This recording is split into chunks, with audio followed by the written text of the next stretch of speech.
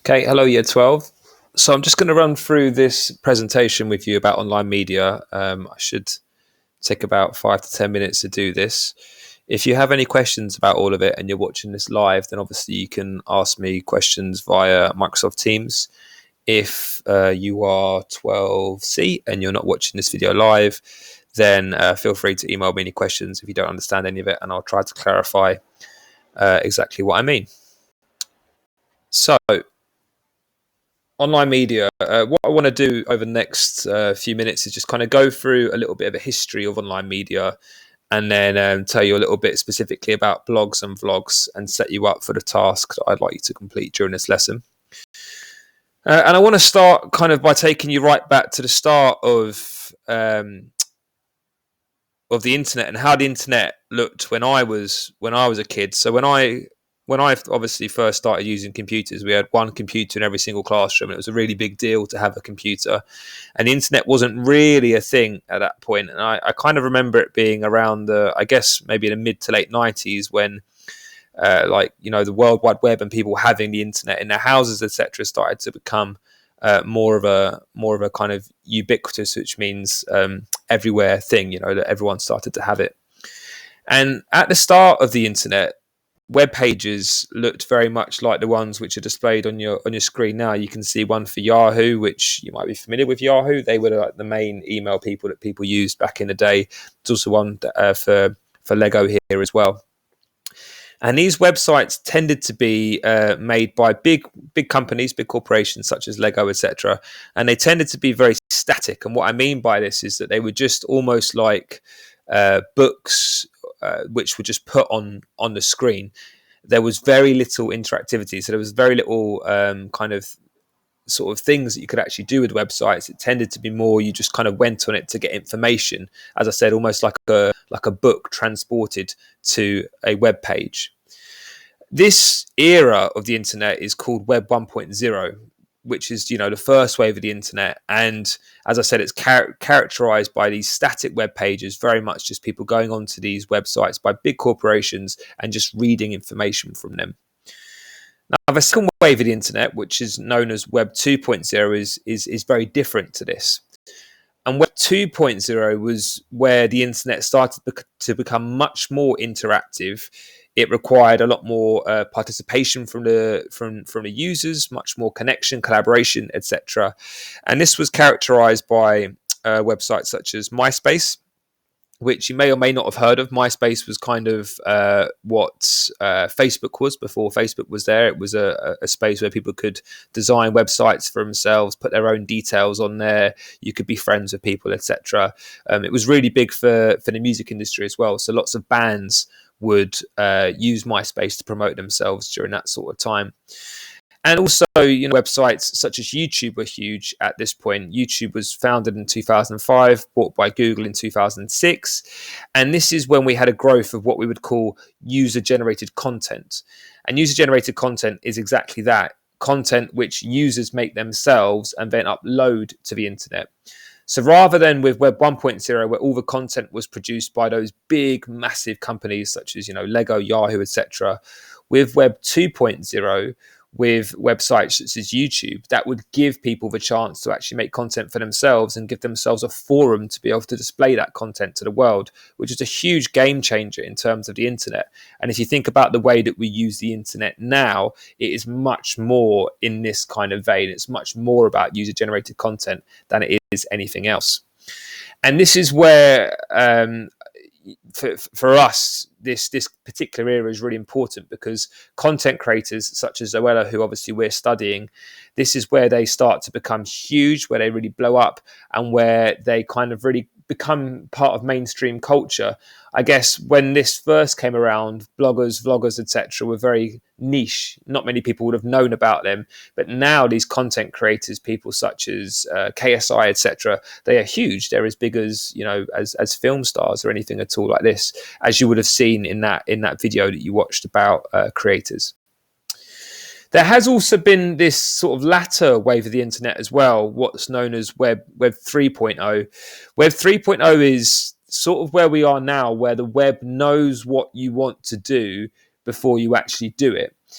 What I mean by that is that every time you go onto a website or anything, it will store information about you through what are called cookies. And what that means is the internet personalizes the experience for you, so that when you go onto a website, you might see adverts which are particularly tailored to you. So, for example, if I go onto a website, I might see adverts for Arsenal products or, cars, something like that, which I'm interested in. Likewise, if you go onto YouTube, YouTube remembers things that you've seen before and therefore can tailor your YouTube experience to you. So because it knows that, if you're me, that, you've watched, I don't know, some Beyonce videos, etc., then it knows that you might like Beyonce, and therefore it will predict things for you, and therefore, again, tailors your internet experience for you. Obviously, there are pros and cons to this. On the one hand, it's really good that the experience is personalized for you. It means that you kind of cut through a lot of stuff that you might not like. On the other hand, people might argue that actually that's not so good, because what it's doing is taking away people's freedom of choice. Okay, so this brings us on to blogs. Now, I think most of you probably will already know what blogs are. If you don't know what blogs are, then essentially they are just, as it says on your screen, they are regularly updated websites. What they'll do is they'll feature like a host of different entries in chronological order. Sometimes these might be daily, weekly, monthly, depending on how frequently these people choose to post. And they have again been characterized by their interactivity. So not only will people share their thoughts, etc., in their blogs, they'll also give people the chance to talk about them. So they might link you to other parts of their website, etc., or they might have parts there where you can comment on it. And that kind of discussion, the ability to talk about things in blogs, either on the website itself or maybe on Twitter or Instagram, however they choose to share their content, that is a really big part of blog culture, and obviously a really big part of Web 2.0 as well. The fact that the blogger can interact with others and can share their ideas, and others can talk about them as well, is a huge part of blogging. As I said, this is obviously an example of Web 2.0. And I guess that there are lots of different types of blogs. People blog for all sorts of different reasons. Sometimes it's to do with, politics. Sometimes it's about their personal life, food, travel, all the things listed there. I read one blog every single day myself, which is called Arseblog, which is not a blog about people's behinds. It's actually a blog about Arsenal. And this person's been blogging for about 15, 20 years. He's really influential. He's part of the Arsenal mainstream culture, etc. And I really enjoy his blogs. So yeah, as I said, there are lots of different things that people can blog about. Some of the most popular ones, and obviously the focus of our study, are fashion, beauty, and lifestyle blogs. The ones which I think have probably been the most successful, and definitely I would say have made the most money, are in that kind of bracket. And these ones tend to kind of offer like personal thoughts and experiences of these particular bloggers who are talking about it. And obviously, one thing which is really important is what this does, because these fashion, beauty, lifestyle blogs tend to be quite personal, as opposed to like corporate websites where it's not personal at all. That gives people this kind of almost a relationship with the readership, which they really like. The readership like that, but also the bloggers like that as well. And this brings us on to vlogging. And vlogging is obviously just a video form of a blog. So rather than writing things down, people will talk directly to their viewers, a little bit like what I'm doing at the moment, in fact.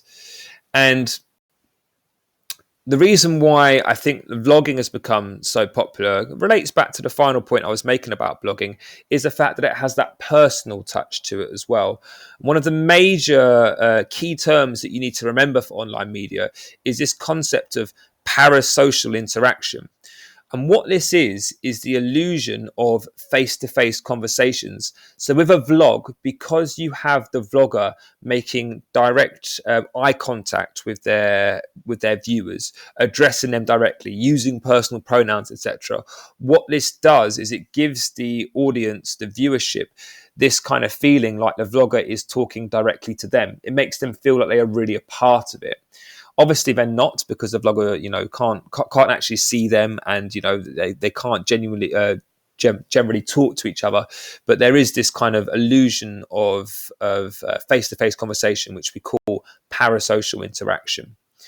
Obviously, just like blogs, there are loads of different types of vlogs, loads and loads out there. Again, I would say that, fashion beauty vlogs are some of the most popular ones, but also entertainment vlogs are huge. Gaming vlogs are massive. There's this whole kind of thing about, walk through video games. I never really understood it, but I see kids kind of watching these vlogs and they are literally just watching people play video games, which is, fair enough, whatever floats your boat. But there are loads out there, loads of different vlogs out there. So that's all I want to talk to you about for now. What I would like you to do is I would like you to make sure that you take notes on the slides which I've just spoken about there. Digest all those different things. If you want, by the way, some further information about it, you can find it on page 182 and page 183 in your AS textbook, in your year one textbook. So if you go through there, page 182 to 183, you'll find more notes about that. So make notes on the slides which I've just spoken about it, process it, write it down in your own words, make sure that you've got a good understanding. And if you can upload those notes to either SharePoint or email them to me, that's absolutely fine. And then what I'd like you to do is I would like you to do a little bit of research for yourself. So I want you to create yourselves a timeline of online media. So there are loads of different websites which will give you some good research about online media. There are loads of videos, actually, if you want to kind of take a shortcut and go onto YouTube and just Google like history of online media, history of the internet, something along those lines. And what I'd like you to include in your timeline is what for you are the 10 most important events, at least 10 most important events that you think are the most significant from the internet starting up in the 1990s to where it is right now. So we're looking at 20 to 30 years of the internet and how it's developed in that time. So what are the landmark moments? For example, for me, one of the huge ones is YouTube. YouTube being established in 2005 was a massive game changer. I spent half of my life without YouTube. And it's crazy how influential YouTube has now come, and it's crazy to think that there was a time when I didn't have YouTube, and that if I wanted to know how to change the oil in my car, I couldn't just watch a video. I'd have had to have gone to ask my dad. Probably that's what I tended to do in that sort of era. So what for you are the big moments, your 10 biggest moments in the chronology of the internet from where it began to where we are right now? And if you can also submit that via SharePoint, or if you really have to, you can email it to me instead. Okay, guys, thank you very much for listening.